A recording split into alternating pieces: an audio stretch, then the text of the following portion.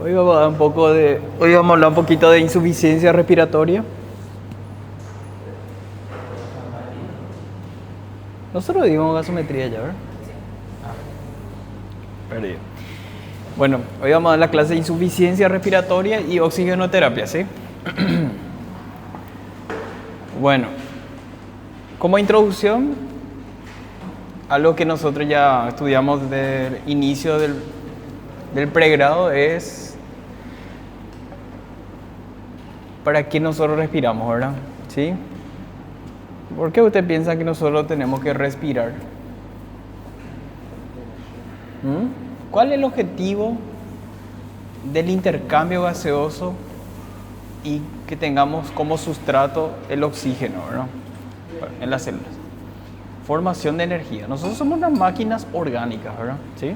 Así de sencillo. Necesitamos energía para poder realizar las demandas metabólicas que pide el organismo, ¿verdad? Entonces, para que nosotros tengamos ese sustrato que sería el oxígeno a nivel celular, a nivel mitocondrial más bien, ¿verdad? Nosotros tenemos que ventilar, ¿verdad? Nosotros tenemos que ventilar para poder renovar los gases a nivel sanguíneo, ¿verdad? Entonces, para que nosotros podamos ventilar, ¿verdad? Existe todo un componente del sistema respiratorio, ¿verdad? Que comienza a nivel central, ¿verdad? Después tenemos las señales que viajan a nivel neuromuscular, o sea, a nivel de los nervios periféricos, ¿verdad? Hasta las placas motoras, ¿verdad? Después tenemos las vías aéreas, la unidad alveolo capilar, ¿verdad? Entonces tenemos varios componentes del sistema respiratorio en la cual si falla uno de los componentes, el organismo puede entrar en falla ventilatoria, ¿sí? O falla respiratoria, dependiendo, ¿verdad? Qué nivel, ¿verdad? Entonces, el centro respiratorio, ¿verdad? A nivel del bulbo raquídeo, ¿verdad? Existe varias neuronas, o sea, que producen un impulso inspiratorio, ¿sí? El impulso inspiratorio viaja a través de los nervios periféricos y llega a nivel de la placa de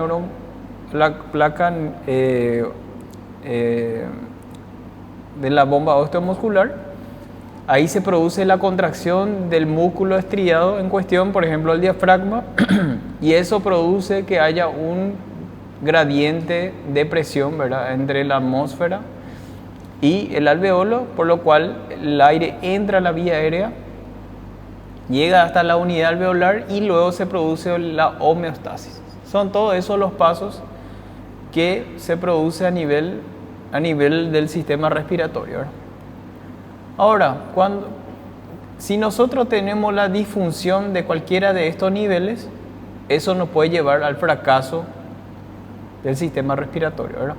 Por ejemplo, si la señal inspiratoria no inicia a nivel del centro respiratorio, la señal no va a viajar a nivel de los nervios periféricos, nunca el músculo estriado se va a llegar a contraer y nunca se va a producir ese gradiente de presión y nunca va a entrar el aire dentro de los alveolos. O sea, la persona va a hacer una apnea, ¿sí? Si deja de haber impulso inspiratorio, va a haber una apnea. Si hay una disminución del impulso inspiratorio, va a haber una hipoventilación, ¿sí? ¿Está bien? Entonces, si la señal aquí ya está inhibida o está disminuida, se va a producir un trastorno ventilatorio, ¿sí? Ahora, si la señal inicia normalmente, pero la señal por algún motivo no puede viajar a nivel periférico, entonces nunca el músculo estriado se llega a contraer, ¿verdad? Ahí tenemos muchísimas patologías, ¿verdad? Neuromusculares, por ejemplo, ¿verdad? Después, si la señal inicia, viaja, pero llega a la placa motora y no se contrae el músculo estriado, también se va a producir un trastorno de ventilación, ¿verdad? Ahora, si la señal inicia, viaja, el músculo estriado se contrae y se produce el intercambio o sea, el gradiente de presión, el aire ingresa, pero por algún motivo está obstruido o obstaculizado en su paso, en su pasaje por la vía aérea, también se va a producir un fracaso ventilatorio, ¿sí? Y por último, si la señal inicia, viaja, el músculo estriado se contrae, el aire entra, pero a nivel alveolar está ocupado por otra sustancia que no sea aire, entonces no se puede producir la homeostasis, ¿sí? Y la misma cosa en los vasos sanguíneos, si es que no hay un buen pasaje de flujo sanguíneo, no se produce también una buena homeostasis, ¿sí? Entonces, hablando desde el primer componente central que dijimos, si nosotros hay patologías que afectan la producción de los impulsos inspiratorios, por ejemplo, si una persona tiene un accidente cerebrovascular, medicamentos, tumores que comprimen el centro respiratorio, por algún motivo no inicia el impulso inspiratorio, ¿qué tipo de trastorno va a producir? Ventilatorio, ¿sí? La persona va a hacer una apnea o una hipoventilación, ¿sí? Entonces ahí tenemos patologías que podrían ser, ¿verdad?, la ACV, por ejemplo, o sobredosis de medicamentos que deprimen el sistema nervioso central, por ejemplo, opiáceos, benzodiazepinas, ¿verdad?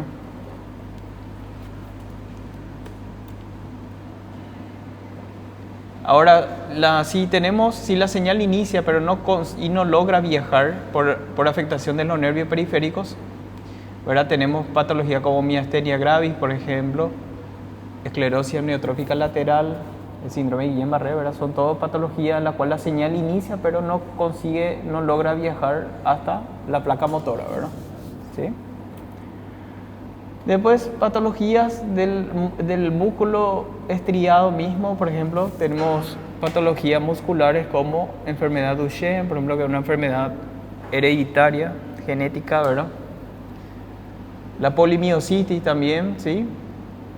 Enfermedad autoinmune, por ejemplo, en donde el músculo estriado no se contrae. Aunque la señal llegue y se despolarice, los músculos no se llegan a contraer por una disfunción interna del músculo, ¿verdad? Entonces, ¿qué pasa ahí? No se produce la ventilación, ¿verdad? Después, si se logra el gradiente de presión, o sea, si se logra el pasaje del aire dentro de la vía aérea, pero hay una obstrucción por algún motivo de la vía aérea, también va a haber un trastorno de la ventilación y pueden ser patologías como asma, EPOC, tumores endobronquiales, tumores exofíticos endobronquiales, por ejemplo. Ahora, a nivel alveolar, si el aire llega en los alveolos, pero el alveolo está ocupado por otra sustancia, por ejemplo, la neumonía, por un tejido, o sea, por exudado intraalveolar, ¿verdad? El edema pulmonar, por ejemplo, líquido dentro de los alveolos, hemorragia alveolar, por ejemplo. Entonces no se puede producir el intercambio gaseoso, ¿verdad? Y a nivel de los vasos periféricos, el alveolo está intacto, por ejemplo, pero el vaso sanguíneo está obstruido, por ejemplo, en la hipertensión pulmonar o en la embolia pulmonar, en el shunt, en colapso circulatorio, por ejemplo, ¿sí? También se va a producir la disfunción del sistema respiratorio, ¿verdad? Ahora, la insuficiencia respiratoria, y esto tienen que acordarse siempre, el diagnóstico se hace por gasometría, ¿sí? Por gasometría arterial, ¿está bien? El diagnóstico, el patrón oro para el diagnóstico de la insuficiencia respiratoria aguda es gasometría arterial, ¿verdad? Recordándonos un poco, los gases del ambiente está constituido mayormente por el nitrógeno, casi un 78%, ¿verdad? En una menor proporción por el dióxido de carbono y otros gases. Y la fracción inspirada de oxígeno, o sea, el porcentaje de oxígeno en el ambiente llega casi a 21%, ¿verdad? ¿Sí?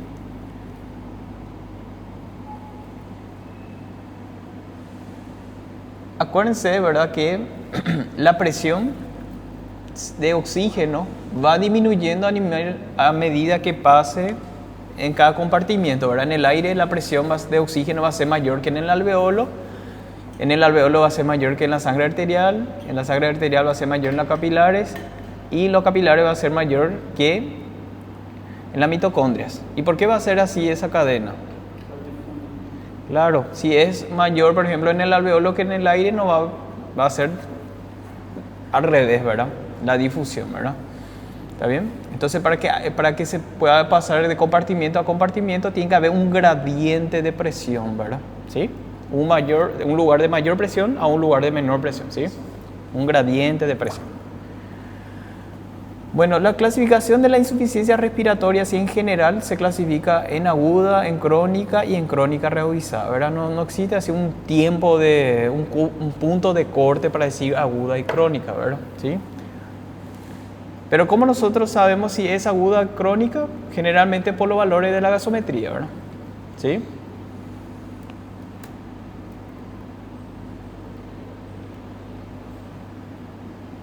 Bueno, pero vamos a enfocarnos en la insuficiencia respiratoria aguda, ¿sí? La insuficiencia respiratoria aguda es cuando el sistema respiratorio no es capaz de suministrar, ¿verdad?, o no producir un intercambio gaseoso eficaz para la demanda metabólica del organismo, ¿verdad? ¿Se acuerdan que nosotros hablamos que la hipoxemia es menor a 80 milímetros de mercurio, ¿verdad? En PO2, ¿verdad? Gasometría arterial. Insuficiencia respiratoria, sin embargo, es menor a 60 milímetros de mercurio. Eso es muy importante que se acuerden, ¿sí? Porque menor a 80, o sea, si uno tiene 70 milímetros de mercurio, todavía esa cantidad es suficiente para poder suplir la demanda metabólica del organismo. Pero cuando caemos menor a 60, ¿verdad?, entonces ahí ya no podemos suplir las demandas metabólicas del organismo, ¿verdad? Y entonces el organismo empieza a buscar otra forma de formar energía, ¿sí? Y ahí es donde empieza a usar otras vías, ¿verdad? Bueno, entonces la definición está clara, ¿verdad? Y es muy importante, ¿verdad?, que haya ausencia de cortocircuito intracardíaco, ¿verdad? No tiene que haber cortocircuito intracardíaco dentro de la definición, ¿verdad? ¿Por qué? Porque si tenemos cortocircuito intracardíaco, la homeostasis se produce normalmente, pero la sangre oxigenada se mezcla con la sangre desoxigenada en algún punto del corazón, pero ese no es la culpa del sistema respiratorio que no puede producir una buena homeostasis. El problema es que hay un shunt, ¿verdad? Hay una mezcla del sistema en donde tiene sangre oxigenada del sistema donde tiene sangre desoxigenada, ¿verdad? Entonces la definición tiene que ser con esta excepción, ¿verdad? Y desde el punto de vista gasométrico, la insuficiencia respiratoria aguda se clasifica cuando se define cuando la PO2 es menor a 60 milímetros de mercurio. Puede ir acompañado o no de hipercapnia o normocapnia o hipocapnia, ¿sí? Pero lo más importante es que tiene que ser a nivel del mar, en ausencia de alcalosis metabólica y respirando aire ambiente, ¿verdad? ¿Sí? Este es un tema de examen, siempre entra, ¿verdad? La clasificación de la insuficiencia respiratoria aguda se clasifica en 4 tipos, ¿sí? Acuérdense de eso, ¿verdad? Dependiendo de su fisiopatología, se clasifica en insuficiencia respiratoria de tipo 1 o hipoxémica, ¿verdad? Cuando la PO2 está bajo, ¿verdad?, menor a 60, pero la PCO2 es normal o está disminuida, no está aumentada, ¿sí? Ahí, por ejemplo, el problema no es ventilatorio, el problema es solamente respiratorio. ¿Qué quiere decir eso? Que no hay un trastorno de ventilación, ¿sí? ¿Está bien? Por lo menos no de hipoventilación, ¿sí? Puede haber hiperventilación, pero no hipoventilación, ¿sí? Sin embargo, ¿perdón? Sí. Así, y bueno, acá le voy a explicar bien, ¿verdad? La insuficiencia respiratoria tipo 2, sin embargo, es global o ventilatoria, ¿verdad? Porque ahí ya abarca ya el trastorno ventilatorio. El problema es hipoxémica, hipercápnica también. Aquí, por ejemplo, la PO2 está bajo y la PCO2 está alto, ¿sí? Y volviendo otra vez a lo que nosotros hablamos aquí, ¿verdad?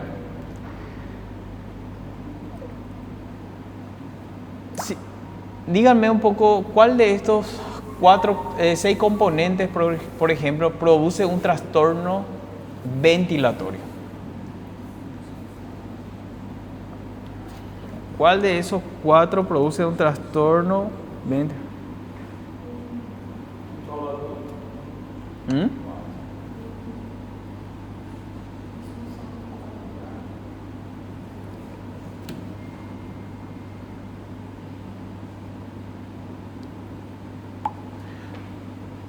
Bueno, vamos a empezar a analizar los cuatro primeros. Si yo tengo un trastorno al controlador, si la señal inspiratoria no sale, la persona no ventila.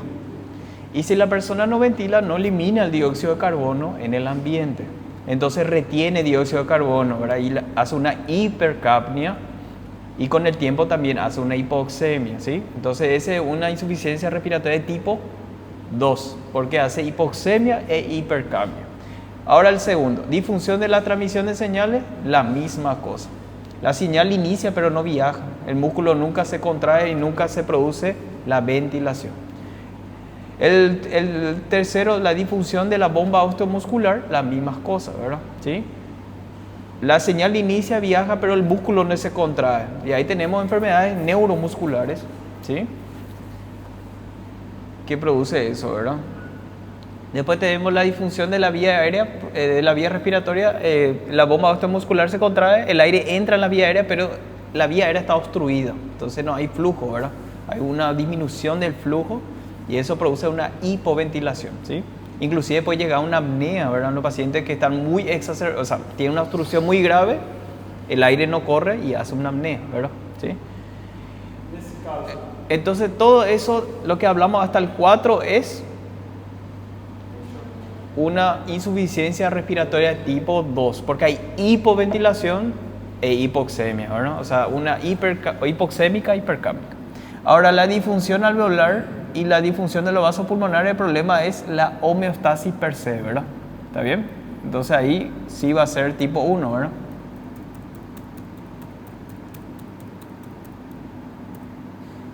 ¿Está bien? Entonces, la tipo 1 es PO2 bajo, PCO2 no está aumentado, ¿sí? Y la de tipo 2, sin embargo, tenemos hipoventilación y aparte de eso, o sea, puede o no estar afectado. Como é que na disfunção alveolar e na disfunção dos vasos pulmonares ele ainda consegue eliminar o CO2, né? No, no se puede. O sea, la PCO2 sí, porque por otros medios sí, ¿verdad? A no ser que tenga todo afectado, ¿verdad? Sí. Ele consegue eliminar o CO2 para poder deixar sem hipercapnia? Por otro medio, ¿verdad? Va a hiperventilar, pero la PO2 sí va a estar afectado, ¿verdad? ¿Sí? ¿Está bien? La sí va a poder eliminar la PCO2, ¿sí? Ahora sí, con el pulmón que está normal, ¿verdad? Pero la PO2 va a estar afectada, ¿verdad? ¿Sí? Acuérdense el tema de las zonas de West, ¿se acuerdan? ¿Sí? ¿Se acuerdan del trastorno? Bueno, eso vamos a hablar enseguida, pero del desequilibrio de BQ, ¿sí? Un alveolo que ventila y un vaso que no perfunde, o un vaso que no perfunde y un alveolo que ventila, ¿sí? Cuando el BQ es mayor o menor a 1, eso produce una hipoxemia, ¿sí? ¿Está bien? Que vamos a ver enseguida, ¿sí? Bueno, y después tenemos la insuficiencia respiratoria tipo 3. Pero entiendo tu pregunta, vos me decís, ¿por qué tiene hipoxemia y no tiene hipercapnia, verdad? En el tipo 1, si es que el alveolo está comprometido, ¿verdad? ¿Sí? Pero por otras unidades alveolares se van a encargar de eliminar el CO2, ¿verdad? ¿Sí? Bueno, y la insuficiencia respiratoria tipo 3 es una insuficiencia respiratoria que se produce, ¿verdad? En el perioperatorio, ¿sí? Y aquí es porque se produce muchas cosas postquirúrgico, ¿verdad? Por ejemplo, puede producir una insuficiencia respiratoria hipoxémica e hipoxémica hipercápnica, pero generalmente se produce, ¿verdad? Por producción de atelectasias, ¿verdad? ¿Sí? Generalmente las cirugías torácicas o las toracoabdominales son las que producen ese tipo de insuficiencia respiratoria, ¿verdad? Imaginémonos nosotros una cirugía, vamos a decir una colecistectomía, ¿sí? Cuando la persona se opera, ¿sí? Si una persona tiene dolor, por ejemplo, en el postoperatorio, generalmente produce una hipoventilación, ¿sí? Tiene una limitación en la inspiración, hace una inspiración corta, ¿verdad? ¿Sí? Si es que tiene dolor. Entonces disminuye la capacidad funcional residual, ¿verdad? ¿Sí? Y eso lleva a la producción de atelectasia, ¿verdad?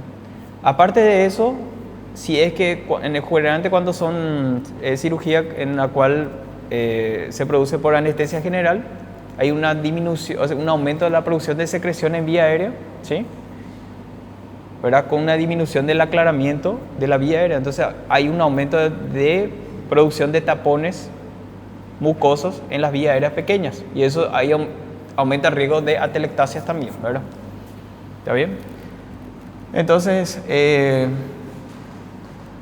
la analgesia postoperatoria, si es que no está bien hecho, ¿sí? Y otra cosa también que en los postoperatorios generalmente se produce un hilio paralítico, ¿verdad? Y el hilio paralítico generalmente hace que aumente el riesgo de meteorismo, gases intraabdominales, y eso aumenta la presión intraabdominal y hace que el abdomen, o sea, el diafragma descienda menos de lo normal, aparte de que uno, por el dolor mismo, no desciende tanto o no inspira lo suficiente. Eso, lo que sí, en general, eso aumenta el riesgo de atelectasias, ¿está bien? ¿Está bien? Entonces, el aumento de la insuficiencia respiratoria de tipo 3 es por la producción de atelectasias y eso es por la disminución de la capacidad funcional residual. Y eso generalmente es por varios factores, ¿verdad? ¿Sí? Por la disminución del aclaramiento de la vía aérea, ¿sí? Por la disminución de la capacidad funcional residual, por el dolor y por el aumento de la presión intraabdominal también, ¿sí? Es un trastorno mecánico, ¿verdad? Y la insuficiencia respiratoria de tipo 4 es la insuficiencia respiratoria en un contexto de colapso circulatorio, en un shock circulatorio, ¿verdad? Ahí el problema, el paciente no se produce una buena homeostasis por el colapso circulatorio, ¿sí? Entonces, obviamente que en estos casos, ¿verdad? Por ejemplo, en la parada cardíaca, lo que sea, muy importante es reanudar la circulación menor para que se pueda producir la homeostasis, ¿verdad? ¿Está bien? Entonces, una persona que está chocada, por ejemplo, entonces los vasos sanguíneos, hay un hipoflujo de sangre y entonces no hay buena homeostasis por eso, ¿verdad? Por eso es muy importante el estado hemodinámico de la persona, ¿verdad? Para que haya una buena homeostasis. Bueno, ¿alguna duda hasta acá? Tipo 1, 2, 3, 4. ¿No? ¿El tipo 3 entendieron o no tanto? ¿Entendieron o no? El tipo 3 es por algunos factores que contribuyen a que disminuya la capacidad funcional residual. Repasando, ¿qué es capacidad funcional residual? ¿Qué era la capacidad funcional residual? Teníamos el volumen residual y la capacidad funcional residual. ¿Cómo era el volumen residual?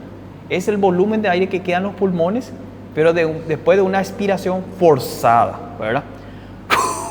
Y ese aire que quedó ahí adentro es el volumen residual. ¿Por qué queda aire dentro de los pulmones a pesar de una aspiración forzada? Gracias al surfactante, que mantiene el alveolo abierto y eso mantiene aire dentro, ¿sí? Y ahí está el volumen residual. La capacidad funcional residual es el aire que queda en los pulmones, pero después de una aspiración tranquila, ¿sí? ¿Sí? Una aspiración tranquila, o sea, después de eliminar el aire con el volumen corriente, todo el aire que queda del volumen de reserva aspiratoria más volumen residual, esa es la capacidad funcional residual. Y eso disminuye, ¿verdad? Cuando nosotros hipoventilamos, ¿verdad? ¿Sí? El aire que nosotros podemos sacar disminuye porque metemos menos, ¿verdad? ¿Sí? Disminuimos el volumen de reserva respiratoria por eso, ¿verdad? Entonces, disminuye entonces la capacidad funcional residual y aumenta el riesgo de atelectasis. ¿Y cómo disminuye la capacidad funcional residual?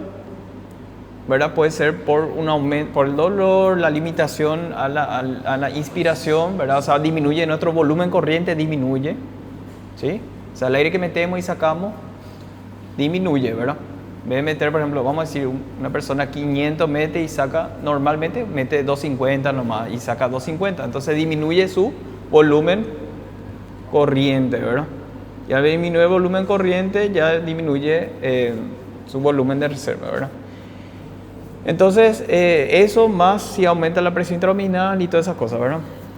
También la producción de secreciones o tapones mucosos que obstruyen la vía aérea para producir una atelectasia por obstrucción, ¿sí? Entonces, la formación de atelectasia puede llevar a la insuficiencia respiratoria tipo 3, ¿verdad?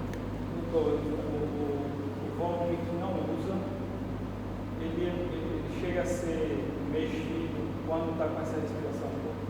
¿Cómo? Para poder causar essa atelectase, tem que o volume residual que não usa, né? Que queda no pulmão depois de lá respiração forçada. Sí.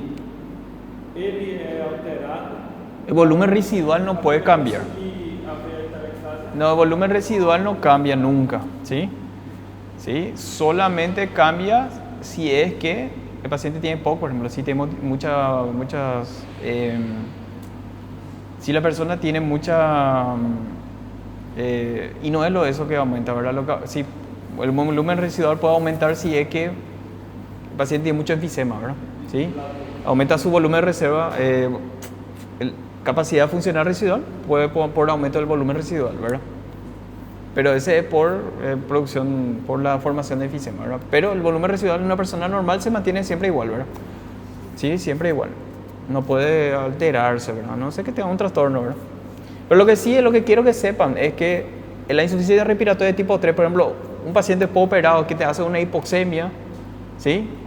Así en horas o inmediatamente, generalmente es por atelectasis. Generalmente, la primera causa es atelectasis. Después puede ser una neumonía intrahospitalaria, ¿verdad? Puede ser un neumotórax, dependiendo de cuál es el contexto, pero la primera causa de insuficiencia respiratoria postoperatorio es atelectasis, ¿sí? Y la tromboembolia también, ¿verdad? Pero generalmente los pacientes están con profilaxis, ¿verdad? Pero la tromboembolia pulmonar también es una de las causas de hipoxemia, ¿verdad? Bueno.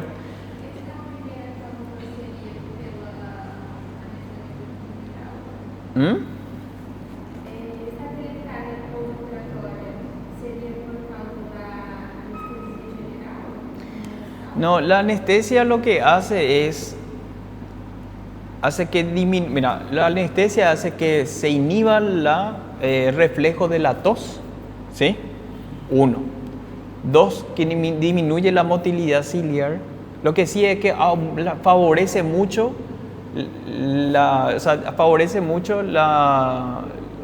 disminuye mucho el aclaramiento de la vía. Las secreciones uno no puede expulsar, ¿sí?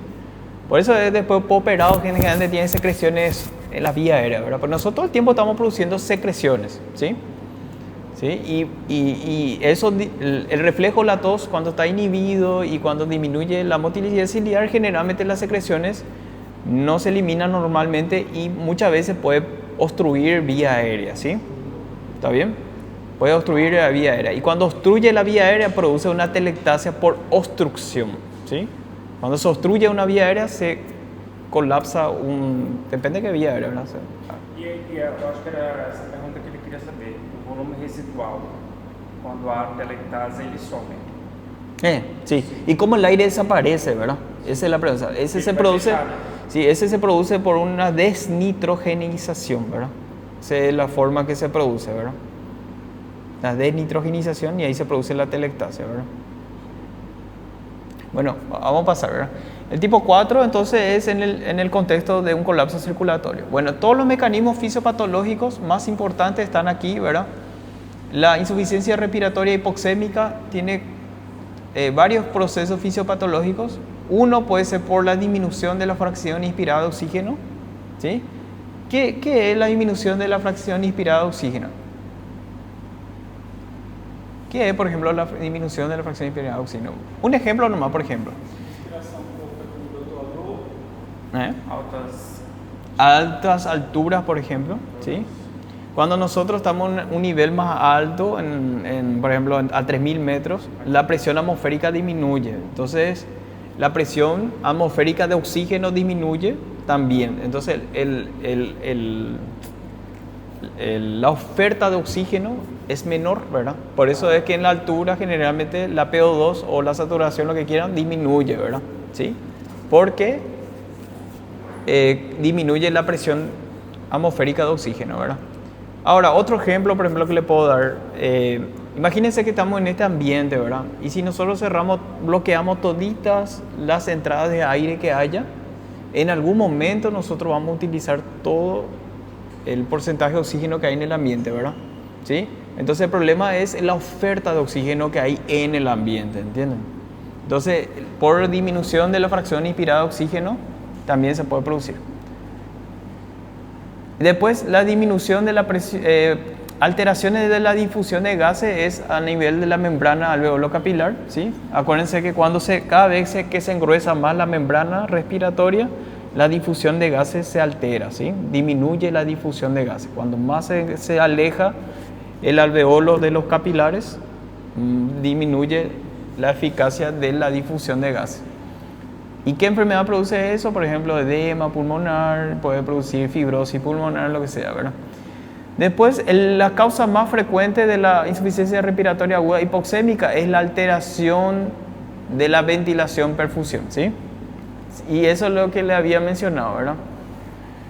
Si tenemos un alveolo que ventila y un vaso sanguíneo que perfunde, va a producirse una ventilación igual a la perfusión, ¿verdad? ¿Sí? Si hay un alveolo que ventila y un vaso sanguíneo que perfunde, se va a producir la homeostasis. Es 1 igual a 1, ¿sí? Ahora, si yo tengo un alveolo que entra aire, pero el vaso sanguíneo no pasa sangre o hay un hipoflujo, entonces ventila bien, pero perfunde poco. No se produce una buena homeostasis. Entonces, ventilación es mayor que la perfusión. BQ mayor, B es mayor a Q. Entonces va a ser mayor a 1, ¿sí? Ahora, si yo tengo un alveolo que no ventila, pero un vaso sanguíneo que perfunde, entonces yo voy a tener un B menor a Q, menor a 1, ¿sí? Entonces un trastorno BQ menor a 1 o mayor a 1 te lleva a una hipoxemia, ¿sí? ¿Está bien? Entonces los trastornos de BQ y el shunt intrapulmonar es cuando no hay perfusión, ¿verdad? ¿Sí? No hay, o sea, el vaso sanguíneo, o sea, la perfusión, o sea, el BQ es igual a 0, ¿verdad? ¿Sí? O sea, hay un cortocircuito intrapulmonar, ¿sí? De los vasos sanguíneos, ¿sí? Entonces acá podemos ver los ejemplos. Acá en la hipoventilación, ¿cuál es el problema? El problema es que hay poco aire que llega al alveolo. La presión alveolar de oxígeno no se renueva fácilmente, entonces la presión alveolar de oxígeno cae. Entonces la oferta de la presión alveolar de oxígeno es muy poco y la difusión de gases se va a producir, pero a una menor medida. En vez de que la presión arterial de oxígeno sea de 100, cuando pasa en una unidad alveolar, apenas llega a 50, ¿sí? Miren, de 35 se produce el intercambio gaseoso, pero llega hasta 50. No es lo suficiente, ¿sí? ¿Por qué? Porque la oferta de oxígeno a nivel alveolar es muy bajo, ¿sí? Y ese es por la hipoventilación, porque la ventilación no es lo suficiente para renovar los gases, ¿sí? En el alveolo. Después los trastornos de difusión es cuando en la membrana respiratoria está el problema. Acá la difusión de gases se altera porque está muy engrosado la membrana respiratoria. Después la disminución de la FiO2, dijimos que la oferta también a nivel de la atmósfera no es bueno, por eso la presión alveolar de oxígeno está bajo, ¿sí? Las alteraciones de BQ ya explicamos, y el shunt es cuando aquí, por ejemplo, la sangre venosa de oxígeno pasa por un alveolo y no logra cambiar, o sea, no logra hacer ningún intercambio gaseoso y pasa al sistema arterial sin llegar a oxigenarse, ¿sí? ¿Está bien? Bueno, ahora la insuficiencia respiratoria aguda, hipoxémica y hipercápnica es la de tipo 2 y es la que nosotros hablamos, ¿verdad? Los 4 primeros trastornos tanto de a nivel central, a nivel de los nervios periféricos, a nivel de los músculos y a nivel de la vía aérea. Todos esos trastornos que hablamos nosotros lleva a la hipoventilación alveolar, ¿sí? Los síntomas de la insuficiencia respiratoria aguda, el más importante es la disnea, ¿sí? Pero tenemos otros síntomas que son derivados por la hipoxemia o otros síntomas que son derivados de la hipercapnia, ¿sí? De la hipoxemia puede ser la taquicardia, la taquipnea, ¿sí? Esos son todos signos, ¿verdad? La ansiedad es un síntoma porque es subjetivo, ¿verdad? La sudoración profusa de signo, confusión signo, cianosis, un signo también, hiper o hipotensión bradicárdia o inclusive puede llevar al coma, ¿verdad? A una hipoxemia severa. Ahora la hipercapnia produce síntomas como somnolencia. Generalmente el paciente tiene una disminución, o sea, empieza a deprimir el sistema nervioso central. Letargia, ¿verdad? Esa es una forma más severa lleva una somnolencia.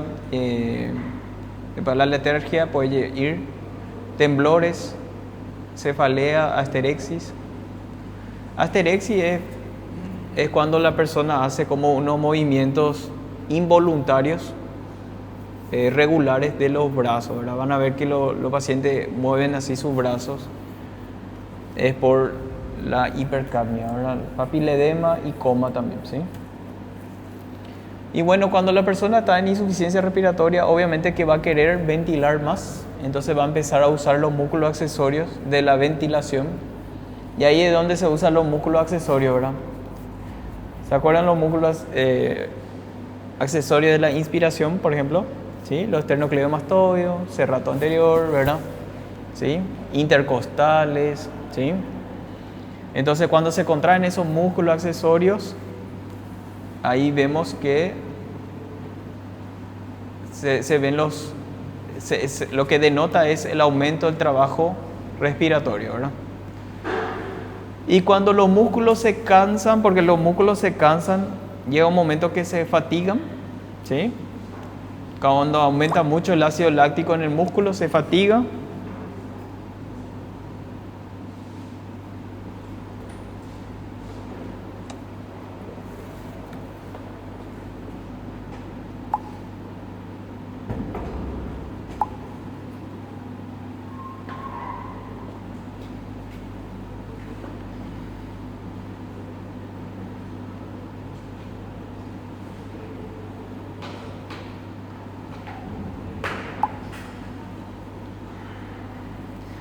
Bueno, y cuando los músculos se fatigan, ¿qué pasa? El músculo deja de contraerse de forma normal, ¿verdad? ¿Sí? ¿Y qué pasa si el músculo diafragma se fatiga, por ejemplo? ¿Qué pasa si el músculo diafragma en vez de contraerse y descender, y ya no se contrae más? Entonces empieza a disminuir la ventilación, ¿verdad? Entonces existen unos movimientos paradojales, ¿verdad? Cuando se fatiga el músculo diafragma, por ejemplo, ya hay una sincronía de los movimientos toracoabdominales, ¿verdad? En vez de expandir el tórax, el abdomen se expande, ¿verdad? Y es al revés, ¿verdad? Entonces, porque el diafragma ya no quiere más descender. Y entonces ahí uno ya tiene signos de falla ventilatoria, ¿sí?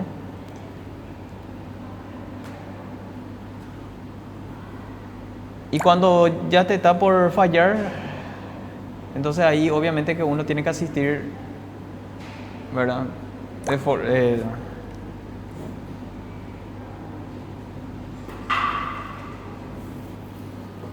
Un ratito, ¿sí? Ya tengo que...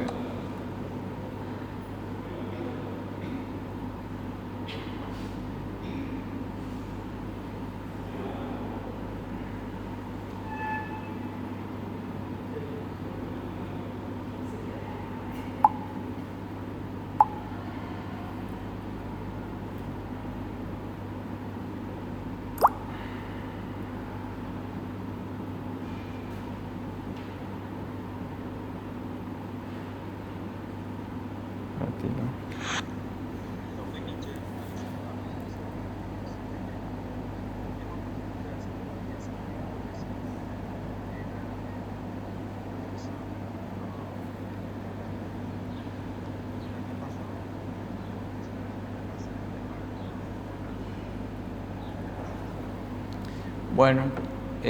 Bueno, entonces la insuficiencia respiratoria dijimos que cuando la PO2 es menor a 60 respirando aire ambiente, pero si es que la persona está usando oxigenoterapia es menor a 65, ¿verdad?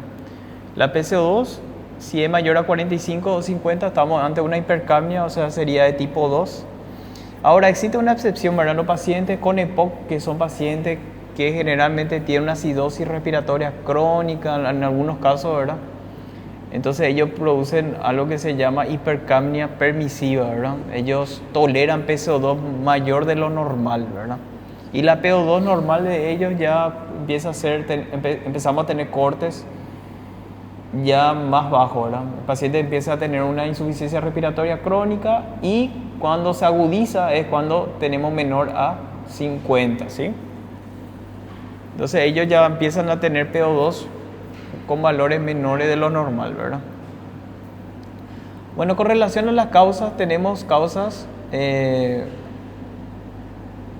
a nivel alveolar, por ejemplo, podemos tener causas, trastornos hemodinámicos, como el edema agudo de pulmón hemodinámico por problemas de las válvulas cardíacas, por un problema de la función ventricular izquierda o por una sobrecarga de volumen. Un edema agudo de pulmón por aumento de la permeabilidad capilar puede ser generalmente por un síndrome de distrés respiratorio agudo, puede ser neumonía, embolismo graso, inhalación de humo, lo que sea. Y otras causas es por ocupación alveolar, puede ser por hemorragia pulmonar, por ejemplo, o otra causa de ocupación del alveolo, ¿verdad? Ahora, enfermedades de la vía aérea, podemos tener afectación de vía aérea superior, parálisis de cuerdas vocales, edema de glotis, tumores, apnea obstructiva del sueño. Y a nivel de vía aérea inferior, bronquitis, EPOC, asma, fibrosis quística, ¿sí? Patología que afecta el sistema componente, por ejemplo, puede ser ACV, infecciones, ¿verdad? Por ejemplo, una encefalitis, ¿sí? Sobredosis de drogas o infecciones puede ser, por ejemplo, una tuberculosis cerebral o una infección por hongo, ¿sí? Enfermedades neuromusculares tenemos el Guillain-Barré, por ejemplo, miastenia gravis, esclerosis múltiple, la esclerosis amniotrófica lateral, traumas medulares, tétano, botulismo, relajantes musculares, alteración electrolítica, por ejemplo, la hipopotasemia, por ejemplo, hiponatremia. Bueno, las alteraciones de estructuras torácicas puede ser trauma torácico, neumotórax, cefalescoliosis, ¿verdad? Bueno, y el tratamiento, ¿cómo se realiza? Primero es las medidas generales, ¿verdad? Primero, cuando viene el paciente, tenemos que ver que tenga la vía aérea permeable. Si el paciente está con alteración hemodinámica, hay que restaurar la alteración hemodinámica para que pueda producir una buena homeostasis. Por ejemplo, si el paciente está respirando tranquilo, pero si está hipotenso, por ejemplo, entonces no va a haber un buen intercambio, por ejemplo. Si el paciente está febril, por ejemplo, generalmente altera el BQ y hay que evitar a toda costa usar medicamentos que depriman el sistema nervioso central, ¿sí? Ahora, las medidas específicas, tenemos la oxigenoterapia, tanto de bajo o alto flujo, el tratamiento postural, la ventilación mecánica no invasiva y la ventilación mecánica invasiva. Ahora, lo primero que vamos a hacer es suministrarle oxígeno. Pero si el paciente tiene un trastorno de ventilación, hay que darle soporte ventilatorio, ¿sí? Y eso se puede hacer mediante dos formas. Siempre que se pueda, ventilación mecánica no invasiva, ¿sí? Se usa un ventilador mecánico, ¿verdad? Con su interfaz nasal bucal, ¿sí? Y se manda una presión positiva, ¿sí? Para que el paciente ventile. Y si es que la persona, existen muchas indicaciones en las cuales no se puede hacer la ventilación mecánica no invasiva, se hace la ventilación mecánica invasiva Ahí es mediante intubación, ¿verdad? ¿Y el tratamiento postural a qué se refiere? Postural es la pronación, ¿verdad? Cuando se pone en prono, por ejemplo, para mejorar muchas veces el intercambio gaseoso, ¿verdad? Y obviamente después de esta medida específica uno busca la etiología y por qué lo que el paciente está en insuficiencia respiratoria, ¿verdad? Si hay una patología que se puede corregir inmediatamente, se hace, ¿verdad? Por ejemplo, si el paciente tiene un neumotórax hipertensivo, por ejemplo, y eso le está llevando a la insuficiencia respiratoria, obviamente que tenemos que descomprimir el espacio pleural o restaurar el espacio pleural para que el paciente ventile normal otra vez, ¿sí? Si el paciente está con una obstrucción de vía aérea muy severa, por ejemplo, una exacerbación de POC, obviamente vamos a darle broncodilatadores, ¿sí? Con corticoides para que salga de su hipoventilación. Si es un cuadro infeccioso, se le trata con, dependiendo del origen, ¿verdad? Si es bacteriano, antibiótico terapia, ¿verdad? O puede ser antifúngicos, ¿verdad? Y si es un problema hemodinámico, ¿verdad? Si el paciente está con una sobrecarga hídrica, con diuréticos, si el paciente tiene un trastorno de la bomba, se usa medicamentos que puedan mejorar, como dobutamina, ¿verdad? Algunos inotrópicos, ¿verdad? Y si el paciente tiene un trastorno de los vasos sanguíneos, por ejemplo, si hay una sospecha de tromboembolia pulmonar, es la anticoagulación, ¿verdad? O la trombectomía, ¿verdad? Y bueno, la presión parcial de oxígeno va a depender de, ¿se acuerdan que hablamos de 4 variables importantes? De la comorbilidad que tenga el paciente, de la edad. No es lo mismo una persona joven que una persona ya muy añosa. La posición del paciente, no es lo mismo un paciente acostado y sentado. Y también depende de la fracción inspirada de oxígeno, ¿sí?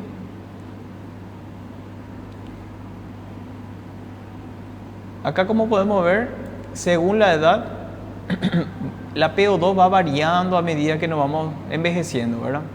No así la PCO2, pero sí la PO2, ¿verdad? Como ven, una persona joven en comparación a una persona de tercera edad, ven como la PO2 es menor y va descendiendo a medida que nos hacemos más viejos, ¿verdad? Con relación a la posición sentada y acostada también hace que varíe un poquito la PO2, por eso existen fórmulas para poder ver la PO2 en un paciente sentado y la PO2 en un paciente acostado. ¿En cuál de ellos usted piensa que hay menor PO2? Generalmente. Acostado, sí.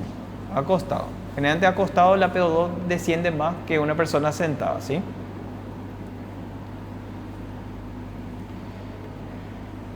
Y por último la FiO2, ¿verdad? Sí, eso es lo que hablamos hace rato, ¿verdad? Que si hay menor oferta de oxígeno, obviamente que la PO2 va a ser menor, ¿verdad? ¿Sí? Como vemos que a nivel que en la altura, por ejemplo, a medida que estamos por encima del nivel del mar, la saturación o la PO2 empieza a bajar. Con más altura, menos PO2, ¿verdad? Entonces la gasometría, cuando queremos ver el estado de oxigenación, lo que tenemos que ver es la PO2 siempre, ¿sí? Y la parte ventilatoria, si queremos ver, es PCO2, ¿sí? PCO2 es la parte ventilatoria, ¿sí? Muy bien, ahora vamos a entrar en la oxigenoterapia, ¿sí? Pero antes de hablar de oxigenoterapia, tenemos que hablar del oxímetro de pulso, el saturómetro, ¿sí? Un dispositivo que es ampliamente difundido, sobre todo en los últimos años, ¿sí? Que es fácilmente reproducible, no es invasivo, lo que quieran, ¿verdad? Toda la ventaja. Pero lo que tienen que tener en cuenta es cuán confiable es el registro del oxímetro de pulso, ¿verdad? Y existen muchas variables que hacen que se pierda la confiabilidad del oxímetro de pulso, ¿sí? Por ejemplo, si la saturación de oxígeno es menor a 70, la correlación entre la PO2 y la saturación ya no es más cerca del 98%, ¿sí? O sea, si una persona llega saturando 50, uno no sabe cuánto es su PO2, ¿sí? Ahora, si la persona tiene más de 70%, vamos a decir 75, 80, ahí nosotros podemos tener idea de cuánto más o menos es su PO2. Existe una relación entre PO2 y saturación de oxígeno, ¿sí? Entonces, menos de 70%, por eso es famoso, llegó saturando 20%. Ese valor ya no tiene más fiabilidad. Pudo venir saturando 20%, pero su PO2 puede ser 40, puede ser 50, puede ser 30, ¿entendés? O sea, ya no sabemos más la correlación. Ahora, cuando tenemos una fracción de la hemoglobina que está con un aumento del monóxido de carbono o metahemoglobina, también altera la saturación.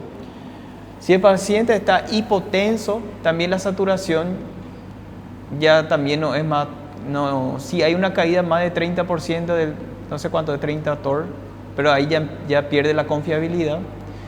La anemia también, si hay una pérdida de 3 gramos o más, ya se pierde la confiabilidad. La pigmentación cutánea, cuando más oscuro es la piel, ¿verdad? La saturación empieza a sobreestimar, ¿sí? Sobreestima la saturación de oxígeno, ¿sí? O sea, el paciente puede tener una hipoxemia oculta, ¿sí? Y le está leyendo mal, ¿verdad? Por eso hay ahora algunos estudios que se hacen en personas con una pigmentación más oscura y otro en pigmentación menos oscura, ¿verdad? O sea, la pigmentación es muy importante. Y el esmalte en uñas también. Cuanto más oscuro es la uña, por ejemplo, tiene negro, por ejemplo, un esmalte negro, entonces ahí también la saturación puede ser errático, ¿sí? Porque acuérdense que la saturación, el saturómetro funciona así, ¿verdad? Tiene un cuerpo superior en donde emite la luz roja y infrarroja. Eso pasa a través de todos los tejidos, son reabsorbidos de forma diferente por diversas células, ¿sí? Y vuelve al fotodetector y hay un cálculo que se produce entre la diferencia entre la absorción de los glóbulos rojos oxigenados y desoxigenados, y de ahí se saca la saturación de oxígeno, ¿sí? Así a grandes rasgos, ¿verdad?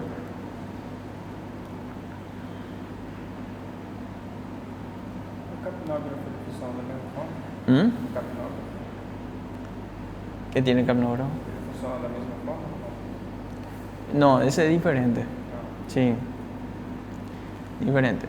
Mirad la luz, la oximetría de pulso, entonces su principio básico es así: la roja e infrarroja pasa a nivel del dedo y se produce una diferencia de captación entre la oxihemoglobina y desoxihemoglobina, y esa diferenciación se hace un cálculo matemático que ni sé yo, pero ahí arroja el porcentaje, ¿verdad? Así más o menos funciona, ¿verdad? Y como la certeza de la oximetría de pulso, como le dije, ¿verdad? Depende de el color de la piel o el color de la uña, ¿sí? Depende del flujo sanguíneo periférico. Si hay poco flujo sanguíneo, entonces la saturación va a ser errático, ¿verdad? El recuento de hemoglobina normal, por ejemplo, un metahemoglobina, carboxihemoglobina o sulfohemoglobina, vamos a tener alteración, o una hemoglobina glicada mayor a 7, también puede haber una sobreestimación de la saturación.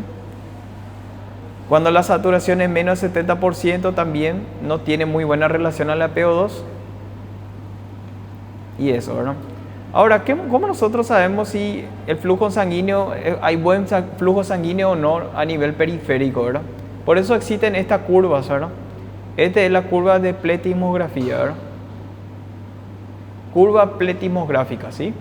Aquí, por ejemplo, en esta curva pletismográfica tenemos dos picos. El pico sistólico, que es el más alto, que es este, Y después tenemos el pico diastólico, que está un poquito más bajo, que es este, ¿verdad? Generalmente no tiene que haber mucha diferencia entre ambos, ¿sí? Por ejemplo, cuando hay demasiada diferencia, como vemos en este gráfico, entre el pico sistólico y el pico diastólico, quiere decir que hay una vasodilatación, ¿sí? Y si el pico sistólico está muy cerca del pico diastólico, como vemos en este gráfico, entonces quiere decir que hay una vasoconstricción, ¿sí?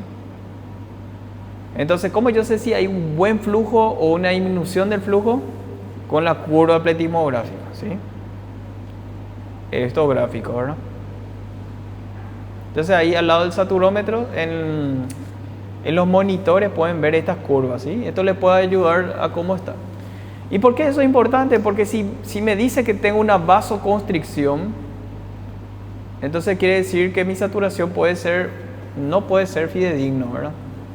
Si hay una vasoconstricción y hay un hipoflujo sanguíneo periférico y el paciente satura bajo, puede ser que sea por la hipoperfusión, ¿verdad?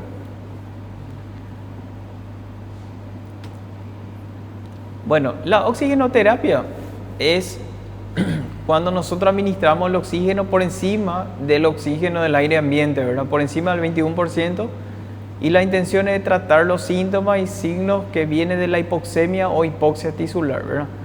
Este es un tema de examen, ¿verdad? Tenemos dos tipos de sistemas de administración. Tenemos el sistema de bajo flujo y tenemos el sistema de alto flujo, ¿sí?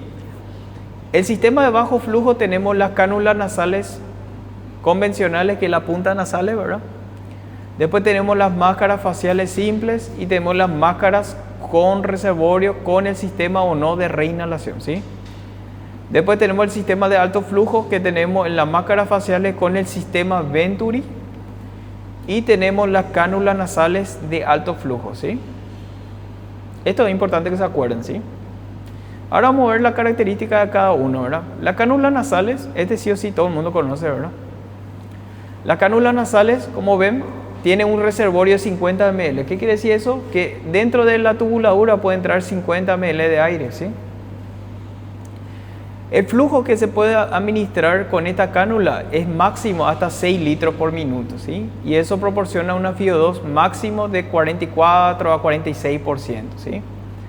Ahora, algo muy importante que quiero que se acuerden es cómo se hace el cálculo de la FiO2, ¿sí? El cálculo de la FiO2 se hace 4, que es una constante, por flujo, ¿verdad? Si el paciente está usando 2 litros por minuto, sería 4 por 2, 8, más 20, que es otra constante, 28% de FiO2, ¿sí? Si usa 4 litros, sería 4 por 4, 16, más 20, 36% de FiO2, ¿sí? Entonces, acá como vemos, la cánula nasal podemos usar hasta 6 litros. ¿Y qué pasa si nosotros ponemos 10? No va a aumentar la FiO2, porque el máximo caudal de la cánula nasal es de 6 litros por minuto, ¿sí? Entonces, una limitación de la cánula nasal es que produce una FiO2 muy limitada, ¿sí? Un flujo muy limitado, ¿sí? Esa es una desventaja. Y otra desventaja de la cánula nasal es que proporciona una FiO2 muy imprecisa. Por ejemplo, si uno le administra 1 litro por minuto, le está administrando entre 21 a 24%, o sea, no es muy exacto, ¿sí? O sea, uno no puede asegurar que al administrarle 3 litros, por ejemplo, esté administrándole 34%, por ejemplo. Ronda entre 28 a 34% su FiO2, ¿sí? Entonces, dos desventajas importantes de la cánula nasal es su limitación de FiO2 y de flujo, ¿verdad? Y la FiO2 imprecisa, ¿verdad? Ahora, ¿qué ventaja tiene la cánula nasal? ¿Qué piensan ustedes? Es más barato, ¿sí? En comparación a los otros sistemas de administración.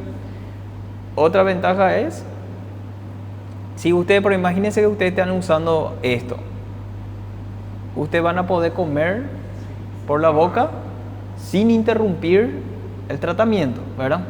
Entonces, una ventaja es la tolerancia vía oral, ¿verdad? ¿Sí? Y otra ventaja que es más cómodo, ¿verdad? Entonces, esto es muy importante, ¿verdad? Que como ven acá hay una línea verde y eso quiere decir que hasta 4 litros por minuto uno puede no usar un sistema de humidificación, ¿sí? Pero a partir de 4 litros más tenemos que usar sistema de humidificación porque si no produce mucha irritación de las fosas nasales, ¿verdad? ¿Sí? Entonces, 4 litros menos podemos no humidificar, pero mayor a 4 sí tenemos que humidificar, ¿verdad? Ahora, le pregunto a usted, ¿y qué pasa si el paciente tiene hipertrofia de los cornetes, está obstruido la nariz, mete aire y está todo trancado? ¿Puede usar cánula nasal, sí o no? Haciendo la lógica, no puede, ¿verdad? Porque está todo obstruido. Imagínense, tiene unos adenoides, está obstruido todo. No puede meter el aire y el paciente tiene una respiración bucal. Entonces la cánula nasal no le sirve ahí, ¿verdad? Entonces siempre hay que individualizar cada paciente, ¿verdad? Si el paciente está con un trauma, que lo que sea, si es que no puede pasar el aire por ahí, entonces tiene que ser por la boca. Y si es por la boca, entonces tenemos que pasar la mascarilla facial, ¿verdad? ¿Sí? Entonces, uma vez eu vi médico cortar ele estava machucado sí. na narina e ele cortou e aí ficou só próximo ao nariz. Y ahí no sabemos si funciona o no, ¿verdad? Si entra bien el aire, ¿verdad? No sabemos, ¿verdad? Ojalá que sí. El tema es que se pierde todo al costado, no sé. Que reseca muito, né? Sí. Reseca. Bueno, él sabrá cuando le satura, si aumenta, funciona. Sí. Si no aumenta, no se funciona. Bueno, la mascarilla facial simple, esta mascarilla que está conectada a una canulita así, ese tiene un reservorio de 150 a 250 ml dentro de este reservorio. Se puede administrar esta mascarilla a partir de un flujo de 5 litros por minuto hasta 10 litros por minuto y eso proporciona una FiO2 máxima hasta 60%, ¿verdad?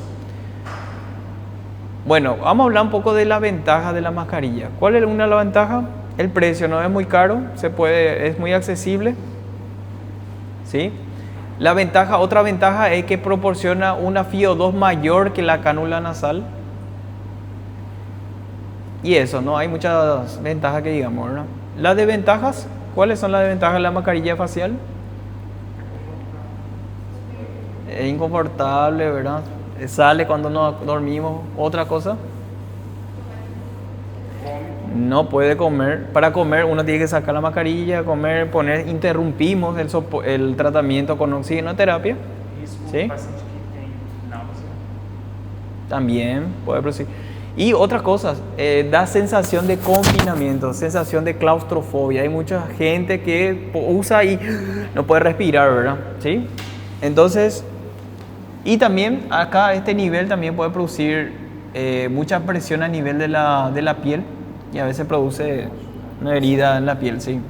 Así que se aprieta mucho, ¿verdad?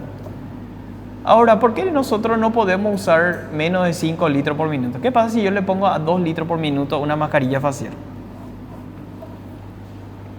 ¿Qué puede producir cuando usamos por debajo de 5 litros por minuto, por ejemplo? Imagínense, yo me pongo una mascarilla y ese va a 2 litros por minuto. Yo estoy eliminando mucho CO2 y el oxígeno que llega el flujo es muy bajo.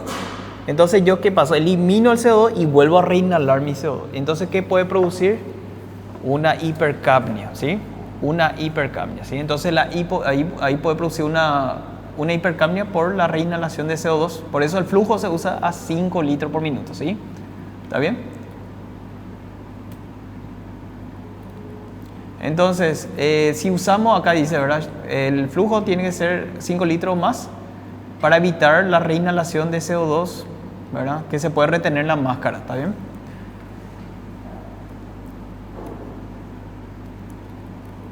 ¿Y qué pasa si usamos más de 10 litros? El caudal del aire, el flujo no es lo suficiente para aumentar la FiO2, ¿sí? O sea, el flujo máximo que podemos hacer es 10 litros. Aunque pongamos más, no va a aumentar, ¿verdad? Nuestra FiO2. Mas é tóxico. Mas é tóxico. Tóxico. O A2. Claro, si usamos por encima de lo normal, vamos a ver ahora los efectos de la hiperoxemia, que es muy dañino, así como la hipoxemia, ¿verdad? Después tenemos la máscara facial con el sistema de reinhalación y sin el sistema de reinhalación, ¿verdad? Es una mascarilla que viene con una bolsa, ¿verdad? ¿Sí? En donde se llena de oxígeno esa bolsa, ¿sí? Entonces viene una canulita, se coloca aquí, el aire entra aquí, se infla esto y nosotros inhalamos de la bolsa, ¿sí? Reservorio, ese es el reservorio, ¿sí? Ese es muy, muy común, se hizo en la pandemia, ¿verdad? Ahora, la mascarilla con reservorio tiene dos sistemas. Uno es en la cual uno exhala y cuando exhalamos el dióxido de carbono se mezcla con el oxígeno dentro de la bolsa y volvemos a reinhalar, ¿sí? Ese es con el sistema de reinhalación, ¿sí? Y sin el sistema de reinhalación es cuando nosotros sacamos el aire, el CO2 sale, o sea, el aire sale por las válvulas y lo que nosotros inhalamos es el oxígeno que está dentro de la bolsa nomás. Ese es el sistema de no reinhalación. No reinhalamos más CO2, ¿está bien?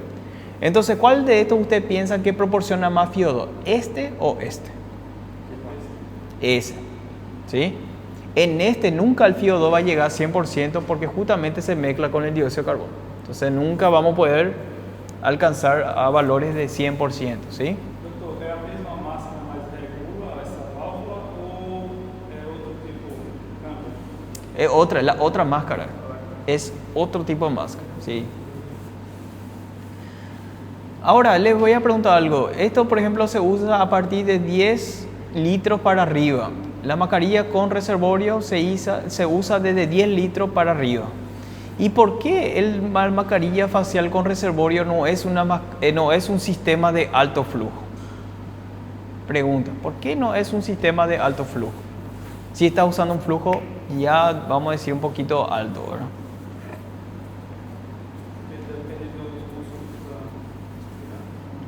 No. Es por la sencilla razón que el flujo aquí es alto, llega el oxígeno, entra aquí, pero nosotros reinhalamos de la bolsa y ahí el flujo es bajo, ¿entienden? Es una pavada, pero yo muchísimo pensé en eso, ¿verdad? ¿Sí? El aire entra a alto flujo, o sea, entra a un flujo muy alto, pero llena la bolsa, no llega directo a la boca. Y nosotros inhalamos de la bolsa, por eso no es un sistema de alto flujo, ¿entienden?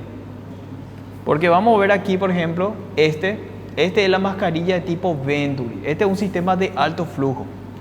Acá, como vemos, hay una mascarilla y como ven, este tubo ya es grueso, ¿sí? Maneja flujo alto. Y usa acá un adaptador, ¿verdad? Que viene de diferentes colores con diferentes tipos de aberturas, ¿verdad? ¿Sí? Y aquí tiene un pico que se conecta a una cánula, ¿sí?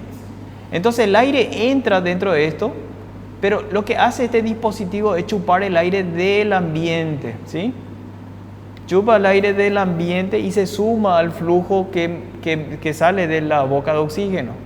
Entonces entra el aire aquí y el aire que está en la atmósfera entra dentro de estas aberturas y se suma al flujo que entra por estas aberturas y ahí llega a un flujo mayor, ¿verdad? Por eso que se llama sistema, por eso es un sistema de alto flujo, ¿sí? Pero no por ser sistema de alto flujo proporciona una FiO2 sí o sí muy alta. Eso tienen que saber también, ¿sí? Produce mucho flujo de aire, pero su FiO2 puede que no sea alta, ¿sí? Por ejemplo, este tipo de sistema viene desde colores tipo el blanco, por ejemplo. Ahí el adaptador Venturi, el blanco, por ejemplo, proporciona una FiO2 de 28% nomás, ¿sí? Y cada adaptador te dice cuánto tiene que ser el flujo, ¿sí? Por ejemplo, el rojo, por ejemplo, que proporciona 50% de FiO2, tiene que tener un flujo de 15 litros por minuto, o sea, tiene que ser un flujo alto, ¿sí? Entonces, ¿entienden más o menos por qué un sistema de alto flujo es esto? ¿Sí? Porque nosotros en la boca de oxígeno, En el flujómetro, el máximo es 15 litros por minuto. Ese es lo máximo que uno puede abrir, ¿verdad?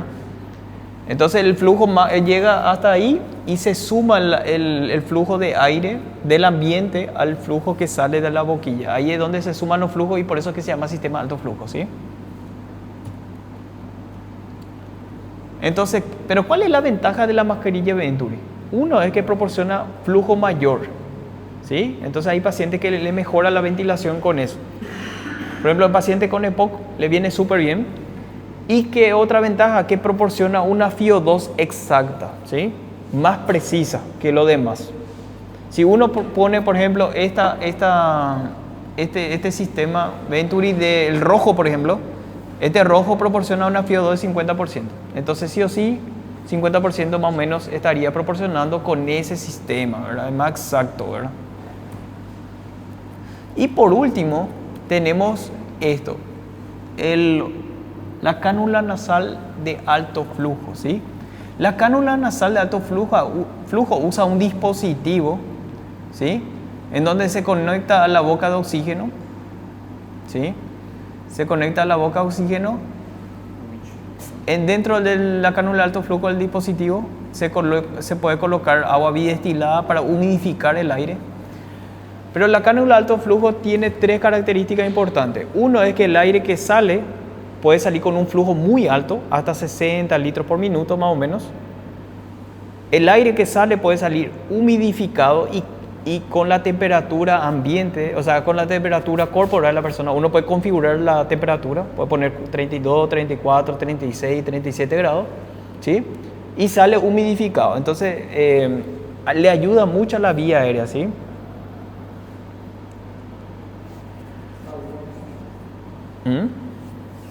Porque imagínense ustedes si están usando una mascarilla tipo Venturi, usa un flujo alto. El aire que entra en la vía aérea es un aire, primero que el flujo es muy alto, el aire es frío y no está humidificado. Entonces, ¿qué pasa al epitelio? Empieza a perder mucho líquido.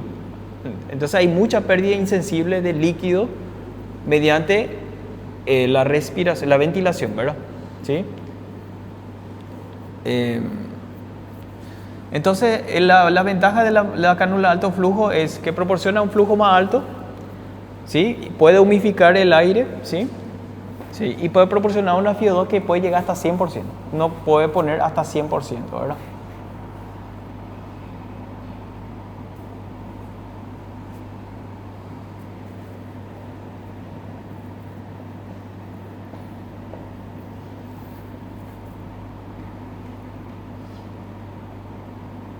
Así es la cánula de alto flujo, ¿verdad? ¿Sí? Lo que sí es que ¿qué tiene diferente? Que la cánula es diferente, es más gruesa y es de otro material, ¿sí? Y generalmente la tubuladura es una tubuladura gruesa que tiene que poder recibir flujos altos, ¿sí? Son corrugados altos, ¿sí? ¿Dónde queda atrapada, doutor, para não haver escape? En la nariz se coloca.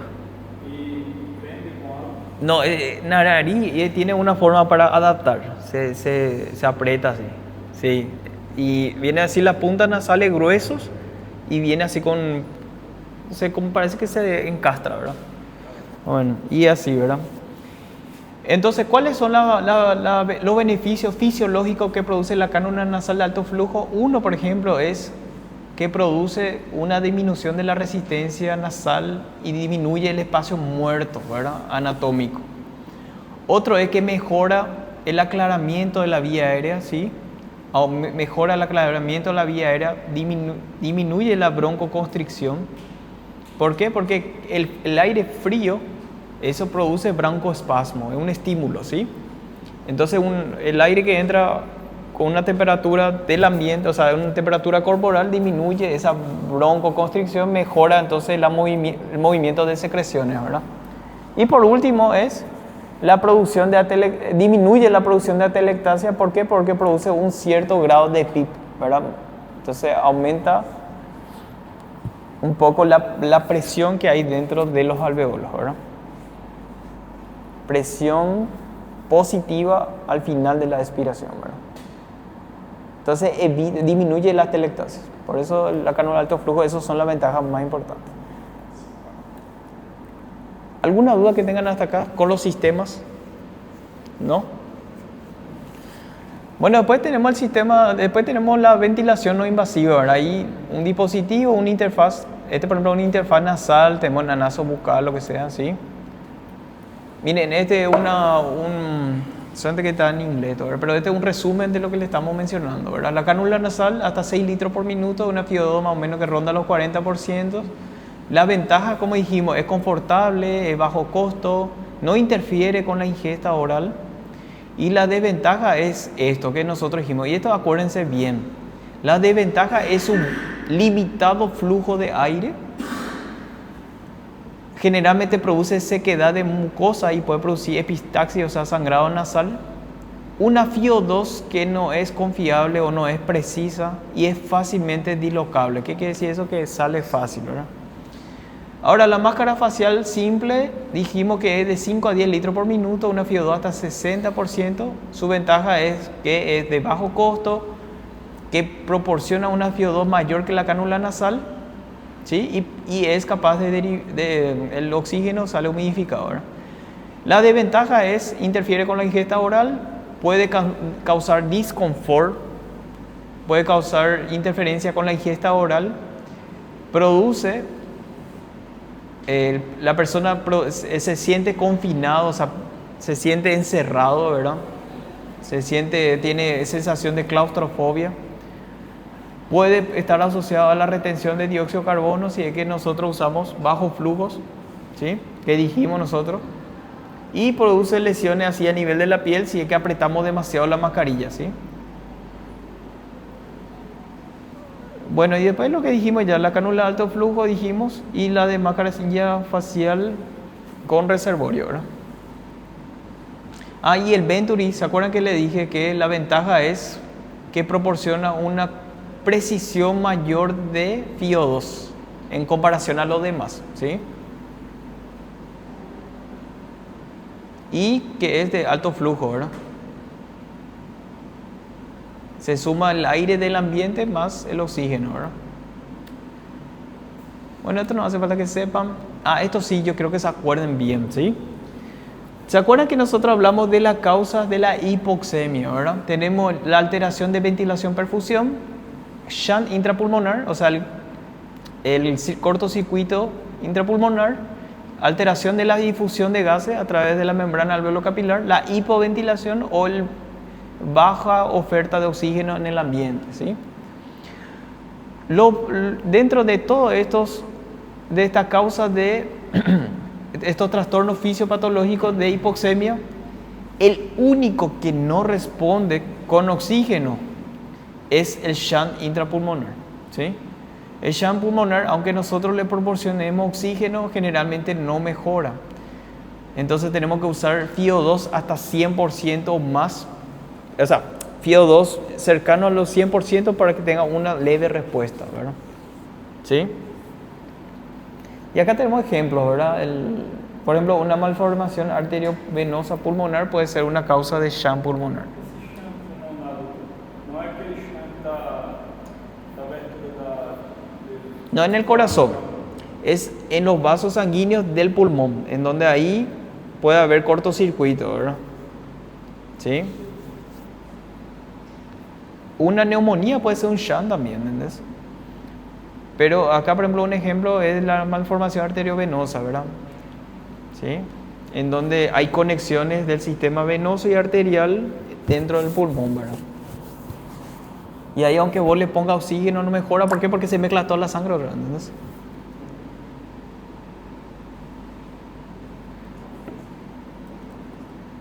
Y esto es lo que también es muy importante acordarse, ¿verdad?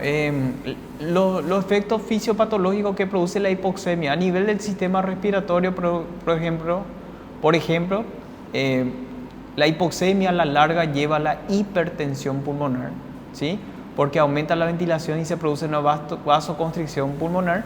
¿Para qué? Para tratar de equilibrar la ventilación-perfusión, ¿verdad? Entonces, la hipoxemia a la larga, ¿qué produce? Hipertensión pulmonar a nivel respiratorio, ¿sí? A nivel cardiovascular, ¿qué puede producir la hipoxemia? Obviamente infartos, isquemia, ¿sí? Arritmias. A nivel metabólico, que produce acidosis láctica. A nivel neurológico, produce trastornos de la conciencia, ¿verdad? A nivel renal, ¿por qué produce trastornos del sensorio? La hipoxemia, por ejemplo. ¿Por qué produce trastornos del sensorio? Por lo que dice acá, ¿verdad? Por aumento del flujo sanguíneo cerebral, ¿sí? Aumenta el flujo sanguíneo cerebral, aumenta la presión intracerebral y eso puede producir confusión, delirio y coma, ¿verdad?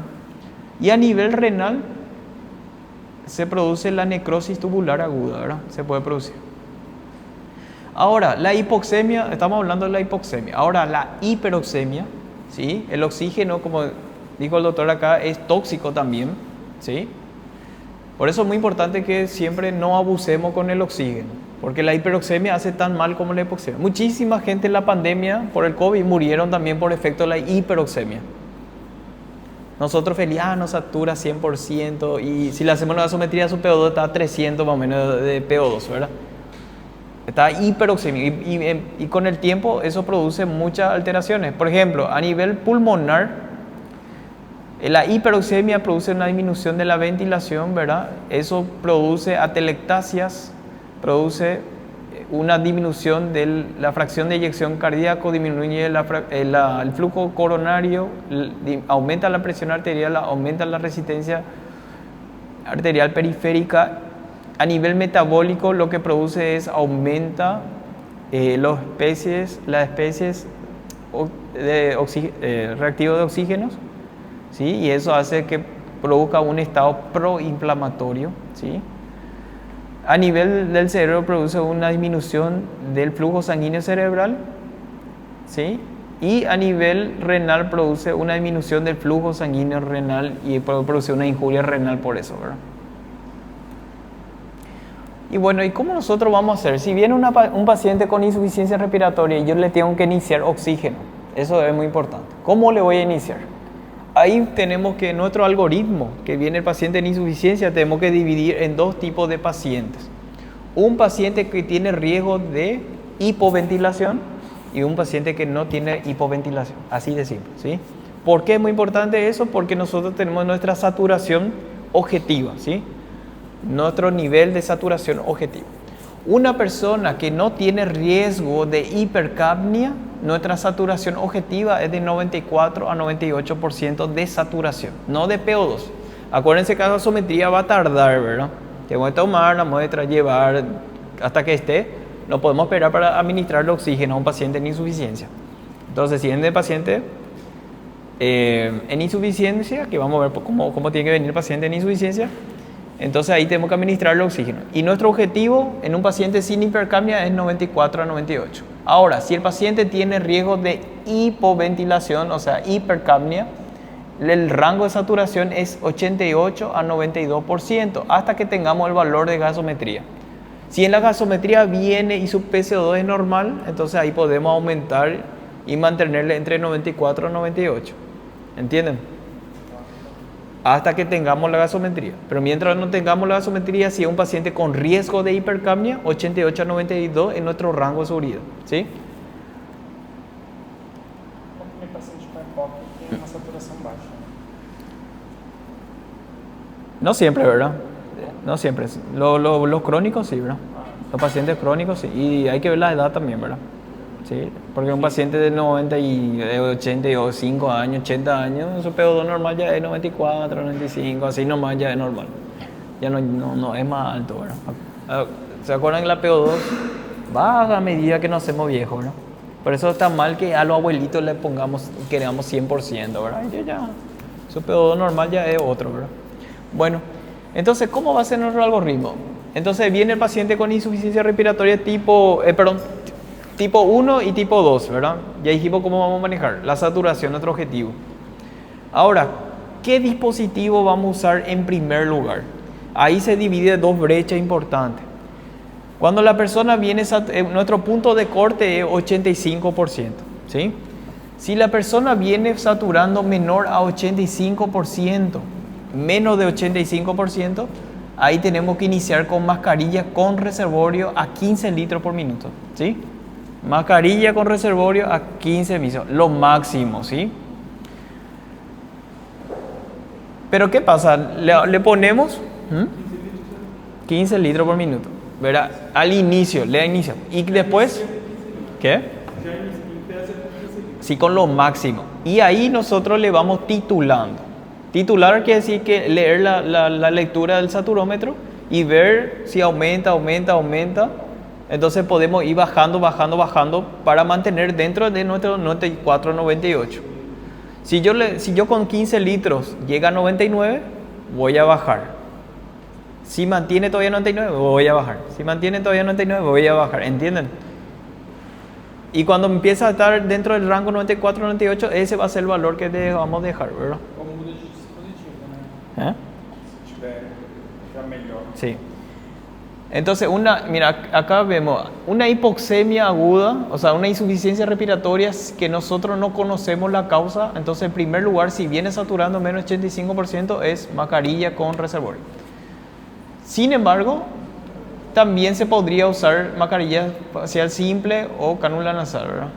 Si es que no satura 85, ¿sí? Si es que no satura 85, si satura 85 o más, en vez de usar reservorio, vamos a usar cánula nasal o mascarilla facial simple, ¿sí?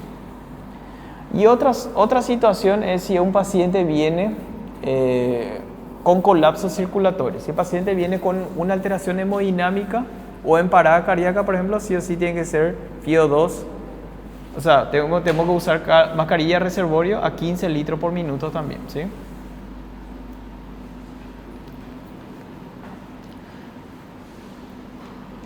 Qual que usa um reservatório, doutor? Se vier Mira, si el paciente viene con una insuficiencia respiratoria aguda, saturando menos 85%, reservorio. Si el paciente viene, ¿verdad?, en una parada cardíaca, por ejemplo, ¿verdad?, entonces también es mascarilla con reservorio a 15 litros por minuto. Un paciente crítico, por ejemplo, ¿sí? ¿Está bien? Y ahí le vamos titulando, ¿verdad? Ahora, si el paciente viene en insuficiencia respiratoria aguda, pero mayor a 85%, ahí podemos usar mascarilla facial simple o cánula nasal, ¿sí? O cánula nasal. Pero bueno, existe varias situaciones. Por ejemplo, hay casos, por ejemplo, que la primera opción, por ejemplo, en la insuficiencia, en el edema agudo de pulmón, por ejemplo, es usar ventilación no invasiva, por ejemplo, ¿sí? O, por ejemplo, en un paciente con hipoventilación, a veces la primera opción es usar ventilación no invasiva.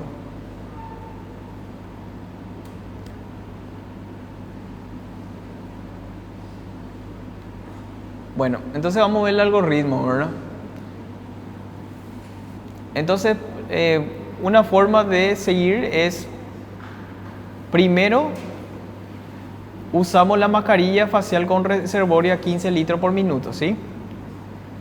Si el paciente ya alcanza las metas de oxigenación y nosotros vamos titulando para abajo y llegamos hasta 10 litros por minuto con el reservorio y sigue saturando bien alto, entonces podemos pasarle ya al sistema Venturi para disminuir la FiO2 o podemos pasarle con la cánula nasal simple, ¿sí? ¿Está bien? Y ahí le vamos titulando para abajo, ¿verdad? ¿Sí? ¿Está bien? No sé si quedó claro o no.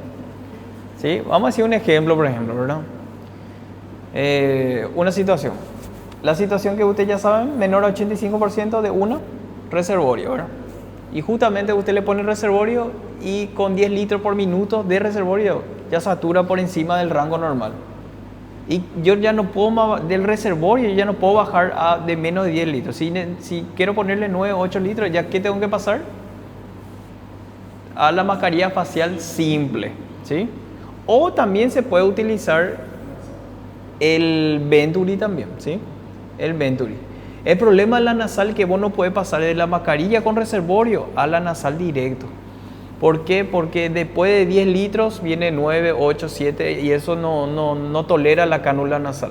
La cánula nasal máximo es hasta 6 litros por minuto, ¿sí? Aí essa queda pode causar Por eso, por ejemplo, acá ustedes ven reservorio reservorio y acá no pasa cánula nasal, pasa primero a mascarilla facial simple, porque es de 7 a 10 litros, ¿verdad? Y cuando llega a 7, si todavía satura bien el paciente, entonces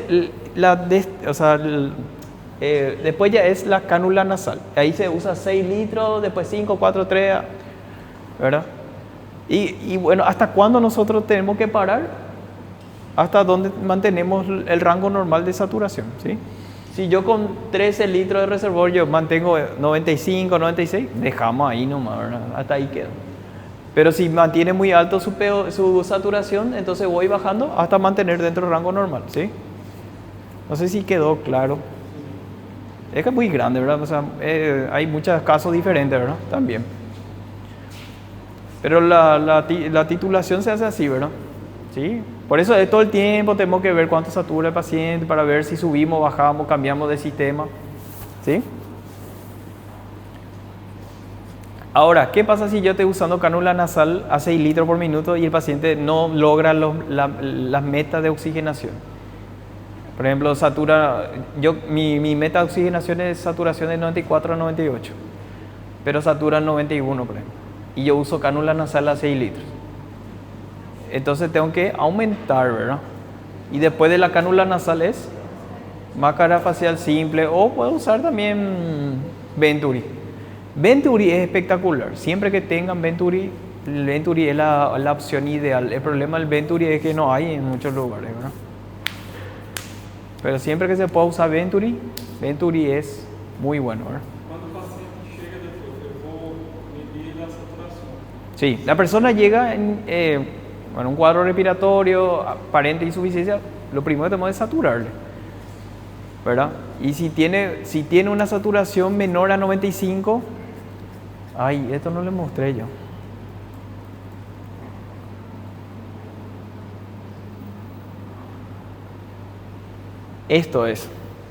Esto no le mostré.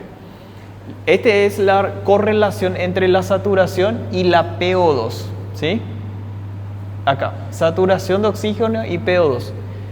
Una persona que satura 98% tiene aproximadamente PO2 de 100 milímetros de mercurio. Una persona que satura 97, 90. Una persona que satura 95 tiene aproximadamente 75, y este es nuestro punto de corte.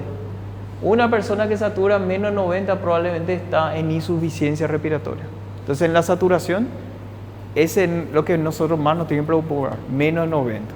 Menos de 95 hipoxemia, menos de 90 es insuficiencia respiratoria, ¿sí? Y como yo le había dicho, aquí por ejemplo, hasta aquí nosotros podemos tener una correlación directa. Por debajo de esto ya no, la correlación no es de 98%. Esto por ejemplo es una correlación que tiene de 98% de exactitud, ¿sí? O sea, hay un 2% de margen de error, ¿sí? Pero a partir de aquí para abajo, ya no, esa relación ya no es más exacta, ¿no? Se pierde mucho. No sé si entendieron esto, ¿sí? Pero acuérdense que el saturómetro, acuérdense los factores, ¿verdad? Si el paciente está hipotenso, la saturación ya no es tan fiable, ¿verdad? Si el paciente está muy anémico, lo mismo. Si el paciente tiene, o sea, hay mucho, pintaba la uña también, porque tiene que estar sin... Sí, así es. Si tiene el dedo muy frío, por ejemplo, probablemente hay vasoconstricción y hay hipoflujo, pero por eso nos sirve la curva pletimográfica, ¿verdad? Sí, claro, también puede ser. Bueno, ¿alguna duda que tengo?